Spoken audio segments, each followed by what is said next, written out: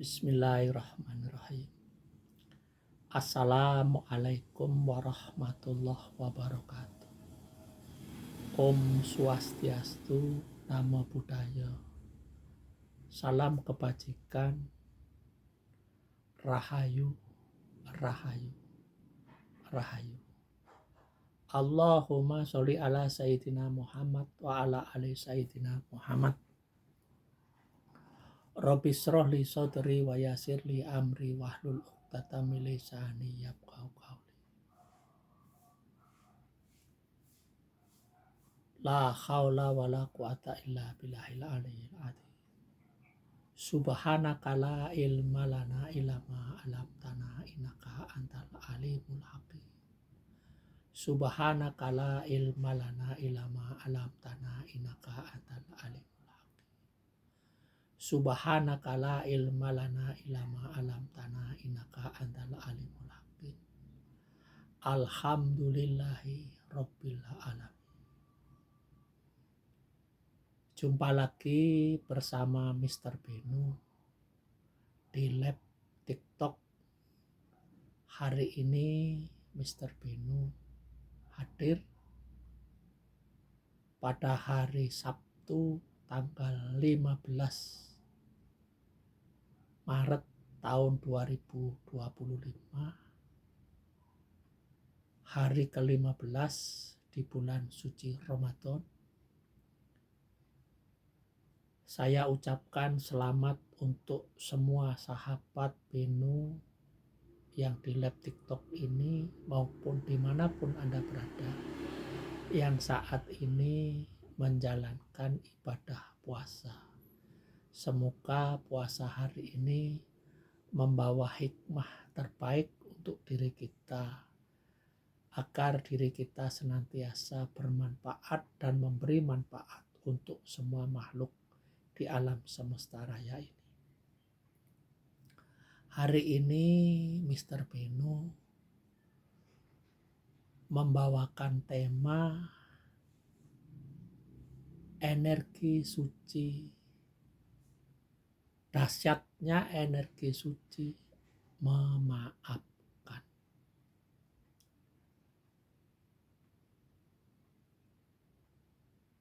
Di dalam kehidupan kita sehari-hari, tidak ada seorang pun di antara kita terbebaskan dari namanya salah, dari namanya keliru. Baik itu kita yang melakukan kesalahan maupun orang lain yang melakukan kesalahan. Definisi kesalahan, kekeliruan di dalam kehidupan kita sehari-hari itu sangat luas sekali. Bukan saja di dalam kehidupan kita memiliki kesalahan. Di dalam keluarga, di dalam status sosial, di dalam hubungan bisnis, ataupun di dalam kehidupan kita sehari-hari, tentunya kita tidak akan pernah luput dengan namanya kesalahan. Di dalam kesadaran jiwa suci, pengobatan holistik berbasis pembersihan mental dan energi, prana atau bioenergi, kita selalu ditekankan agar bisa melakukan 3 hal. 1, kita bisa menerima hidup kita hari ini. Nomor 2, kita harus bisa senantiasa memaafkan dan mau dimaafkan. Nomor 3, kita selalu selaras sevibrasi dengan energi suci alam semesta. Hari ini tema yang saya bawakan itu saya persembahkan untuk diri saya sendiri secara pribadi, dan khususnya untuk sahabat-sahabat TikTok dimanapun Anda berada. betapa pentingnya kita memahami tentang diri kita, terkait hidup kita sehari-hari, muamalah kita sehari-hari, interaksi kita sehari-hari. Baik itu interaksi kita kepada keluarga terdekat kita, interaksi kita kepada mitra bisnis kita, atau interaksi kita secara luas, secara kehidupan sosial kita sehari-hari. Setiap hari kita ini senantiasa bertemu dengan bermacam-macam orang dengan bermacam-macam karakter. Kita senantiasa terhubung dengan orang-orang yang ada di dalam lingkungan atau di dalam lingkaran kehidupan kita. Karena siapapun diri kita dan siapapun Anda di sana, apabila kita itu ada interaksi, apabila kita itu ada keterhubungan, berarti kita ini terhubung secara karma, terhubung secara dharma, sehingga kita semua di sini ini mempunyai kewajiban untuk senantiasa saling mengerti, saling memahami, khususnya kita harus bisa saling memaafkan atas apa kekurangan atau kekeliruan diri kita masing-masing.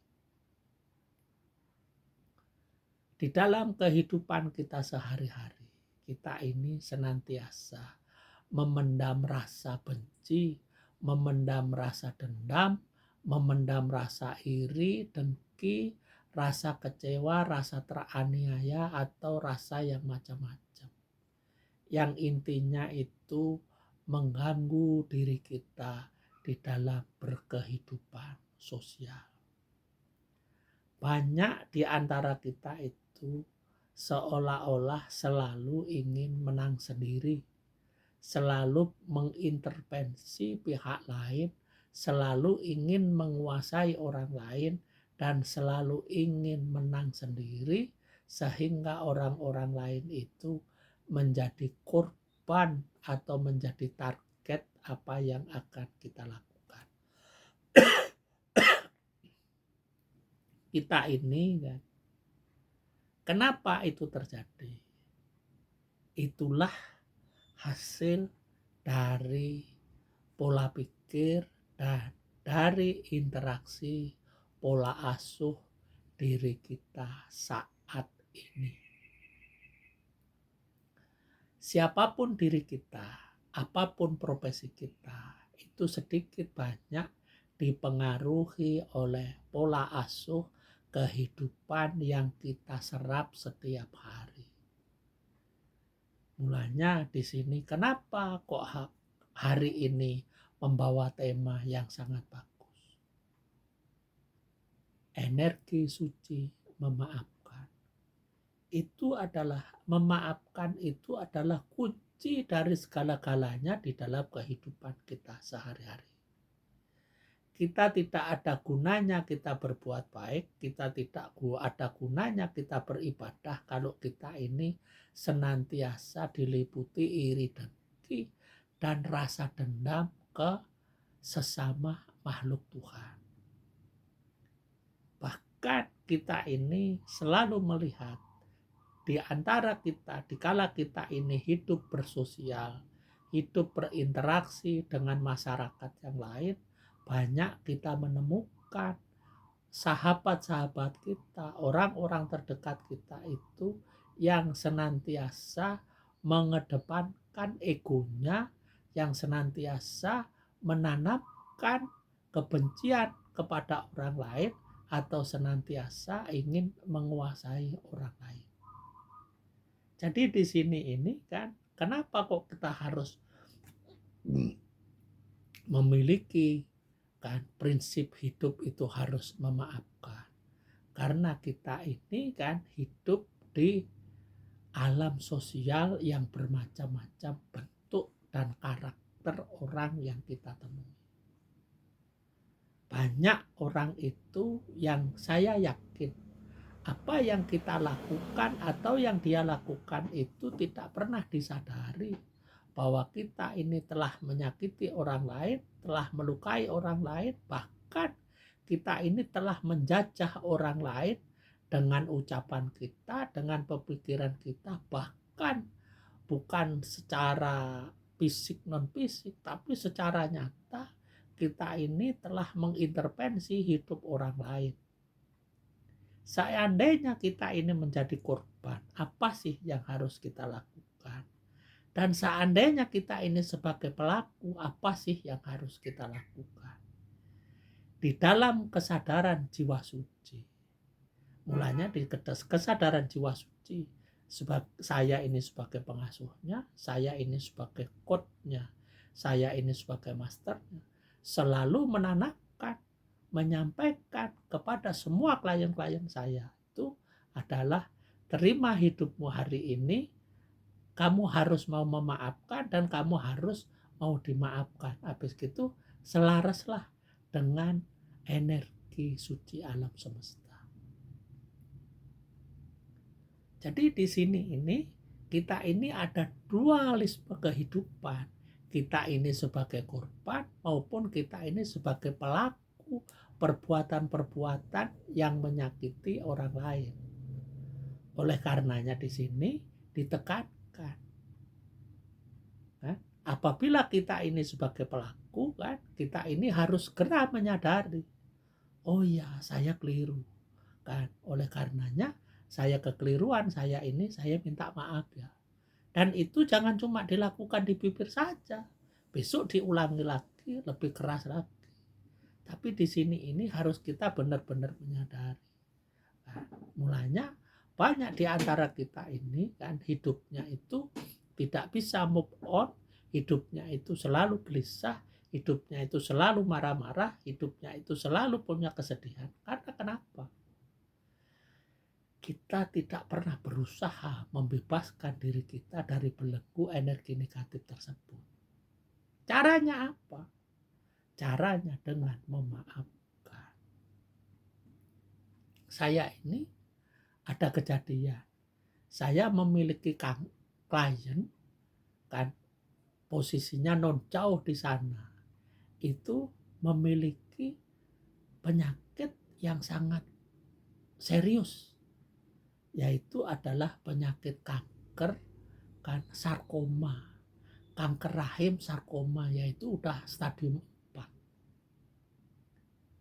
Kan, di sini saya melakukan interaksi kepada klien saya itu apa sih yang terjadi di dalam kehidupannya sehari-hari. Jadi di sini saya hanya apa yang saya lakukan. Terapi di dalam kesadaran jiwa suci itu adalah tidak ada terapi yang macam-macam. Di sini ini kita ini adalah sharing. Saya selalu mengambil informasi, menggali informasi dari klien saya tersebut. Apa yang saya tanyakan? Bagaimana hubungan Anda dengan orang terdekat? Bagaimana hubungan Anda dengan anak-anak? Bagaimana hubungan Anda dengan suami? Bagaimana hubungan Anda dengan kedua orang tua? Baru terakhir saya tanyakan itu, bagaimana hubungan Anda dengan Tuhan? Kenapa di sini ini posisi Tuhan itu kok terakhir? Tuhan itu lebih mudah menerima kita, lebih mudah memaafkan kita daripada namanya makhluknya, apalagi manusia. Jadi manusia itu di bibir, di mukanya itu berkata, oh iya kamu saya maafkan. Tapi di hati, kan, di hatinya itu, di pikirannya itu adalah menyimpan dendam. Saya punya klien juga, kan. Klien saya ini kalau secara hubungan sosial, dia sangat baik sekali. Dia itu suka senyum, ramah orangnya. Tapi ternyata orang ini adalah orang yang sangat-sangat berbahaya. Kenapa? Karena orang ini adalah pendendam. Orang ini menyakiti orang itu tidak secara kasar dia. dia menyakiti orang itu dengan secara halus. Dia menyakiti orang itu dengan sabda dan kutukannya. Orang ini berbahaya. Dan dia bukan berbahaya untuk orang lain, tapi dia juga berbahaya untuk dirinya sendiri. Dia tidak menyadari bahwa orang ini, klien saya ini, dia teman saya kan, bahkan dia saudara saya. Dia menggali kuburannya sendiri karena apa? Dengan sifatnya itu. Dia sangat-sangat berbahaya untuk orang lain dan untuk dirinya. Tapi setiap kali saya ingatkan dia tidak pernah mengakui. Saya tidak pernah berbuat seperti itu. Tapi kan banyak kejadian, banyak hal kan. Perkara itu sumbernya dari dia. Jadi di sini kan kita harus memahami ritme energi, memahami tentang bahayanya kita ini iri dengki, bahayanya kita ini menyimpan dendam, bahayanya kita ini menyimpan kekecewaan, kesedihan. Memang maafkan. Semesta, alam semesta raya ini itu adalah hitam putih. Alam semesta raya ini itu sebenarnya memancarkan gelombang itu dari gelombang yang apa kita pancarkan. Mulanya hukum tabur tuai itu adalah siapa yang menabur dia yang menuai. Banyak klien-klien saya itu kalau saya ajarkan untuk memaafkan itu dia itu sulit sekali. Bahkan dia ngomong enak sekali. Bapak ini mengajarkan untuk si A si B itu untuk saya maafkan. Dia sudah mencelakai hidup saya, dia sudah mencelakai keluarga saya, dia sudah mencelakai anak-anak saya. Dia telah mengakibatkan usaha saya bangkrut, usaha saya susah, ini. Kan, untuk apa saya memaafkan? Inilah rahasia terbesar dari energi suci memaafkan. Memang bolehlah orang lain itu berbuat dolim, bolehlah orang lain itu berbuat jahat, tapi di sini ada kekuatan alam semesta raya ini, kekuatan energi alam semesta raya ini yang tidak ada putus-putusnya menghimpun energi yang kita pancarkan. Energi-energi itu akan berbalik kan kepada orang-orang yang telah berbuat dolim itu kalau apa? Kalau kita memaafkan. Kita boleh memohon keadilan kepada Tuhan. Kita bisa meminta keadilan kepada alam semesta. Tapi kunci pertama kan, keadilan tetap keadilan. Tapi kita harus terbebas dari belenggu karma itu dengan apa? Dengan memaafkan. Apa kalau orang yang telah berbuat dolim kepada kita, orang yang telah menyakiti kita, atau siapapun orang yang telah menjahati kita itu, kalau kita maafkan orang itu tidak mendapat keadilan? Dengan kita memaafkan siapapun orang yang telah berbuat dolim kepada diri kita, itu keadilan alam semesta yang membuat orang itu terperangah. Dia akan pontang-panting. Dia tidak akan mampu menahan gelombang energi negatif yang dia ciptakan sendiri. Dia tidak akan mampu menahan gelombang tsunami energi-energi negatif yang dia ciptakan, yang dulunya dia kirim ke orang lain. Sekarang itu karena kita memancarkan energi cinta kasih, memancarkan energi kasih sayang dengan cara memaafkan, dia tidak akan pernah bisa menahan, menolak, atau menghindari energi-energi negatif yang dia ciptakan. Jadi sekali lagi di sini, sahabat-sahabat TikTok semuanya, inilah keajaiban, keistimewaan energi memaafkan. Kita ini maaf, semua makhluk yang di alam semesta ini, apapun bentuknya, binatang, tumbuhan, apapun dia, itu dia akan kembali kepada Sang Pencipta dengan sesuai dengan ritme gaya dari perbuatannya sendiri-sendiri. Mulanya di sini kan. Alam semesta itu kalau memberi keadilan itu sangat mengerikan. Karena kenapa? Kita tidak pernah bisa menahan, menolak energi negatif yang kita perbuat. Seandainya, maaf ini contoh ini, seandainya kita menyakiti si A, kalau kita ini secara terus-menerus menyakiti si A, bahkan si A ini sampai mengalami celaka, tapi si A ini mendapat kesadaran. Dia mendapat hidayah dari Tuhan. Dia mendapat pertolongan Tuhan.